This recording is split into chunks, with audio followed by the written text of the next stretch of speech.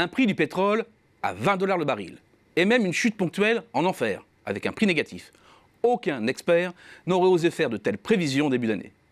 Et pourtant, une mise en perspective sur longue période nous rappelle que de tels débâcles des cours de l'or noir, ces contre-chocs pétroliers, sont loin d'être une première et surtout se traduisent à chaque fois par des conséquences géopolitiques de premier ordre.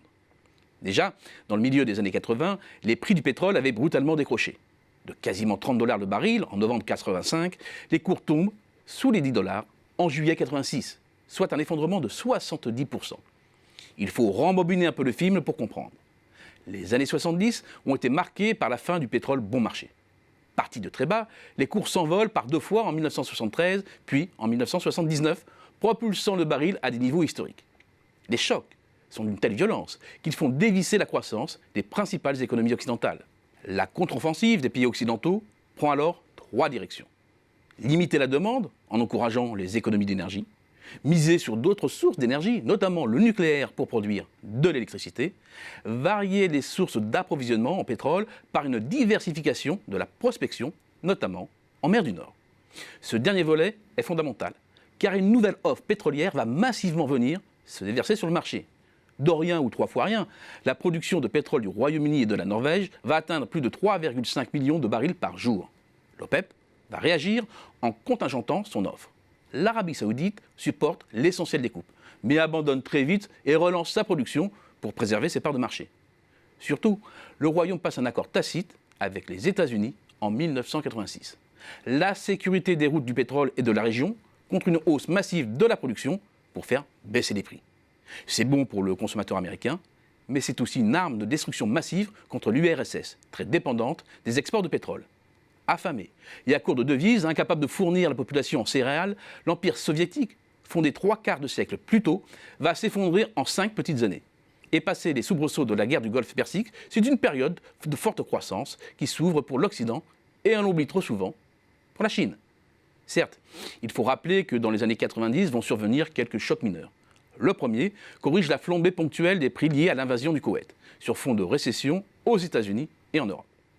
Le deuxième fait suite à la crise financière des pays émergents. Elle éclate chez les dragons et les tigres asiatiques pour se propager à une partie de l'Amérique latine et à la Russie, à nouveau frappée. Les pays occidentaux vont être les grands gagnants. Ils s'engagent alors dans la course à la mondialisation, favorisée par une chute des prix du transport maritime. Les tigres et les dragons d'Asie relèvent la tête, mais surtout la Chine poursuit sa marche triomphale vers l'entrée dans l'OMC, l'Organisation mondiale du commerce. Quant aux pays occidentaux, et en premier lieu les États-Unis, ils vivent l'ivresse de la nouvelle économie. L'explosion de la bulle Internet met un coup d'arrêt à la croissance en 2001 aux États-Unis et en Europe. Dans ces 3 contre-chocs pétroliers, c'est bien la chute de la demande qui fait dégringoler les cours du pétrole. Mais c'est cette même chute des prix qui régénère la demande et stimule la reprise ensuite. La fin des années 2000 et la crise financière des subprimes va être plus complexe. Avec la grande récession, qui suit la chute de Lehman Brothers, la demande mondiale plonge et les cours passent d'un pic spéculatif historique de 146 $ le baril à 34 au second semestre 2008. Une chute de 77%. Les cours du baril remontent assez vite et retrouvent en 2 ans des niveaux élevés. Engagés dans le pas de la mondialisation qui fait baisser les prix industriels et ceux du travail, les États-Unis, et surtout la Chine, absorbent très bien le coût d'un pétrole à 100 $ et plus. Mais pas l'Europe, qui s'est imposée une cure d'austérité, va dynamiter sa reprise économique. Les prix du baril reculent alors à nouveau de 77%. Mais c'est beaucoup, beaucoup trop par rapport au seul choc subi par la demande. Car il y a bien longtemps que le centre de gravité de l'activité mondiale a basculé sur les rives de l'océan Pacifique. En vérité, si les cours réagissent avec autant de vigueur, c'est que le monde croule sous le brut, depuis l'entrée en scène du pétrole de schiste américain et canadien dont la production s'envole.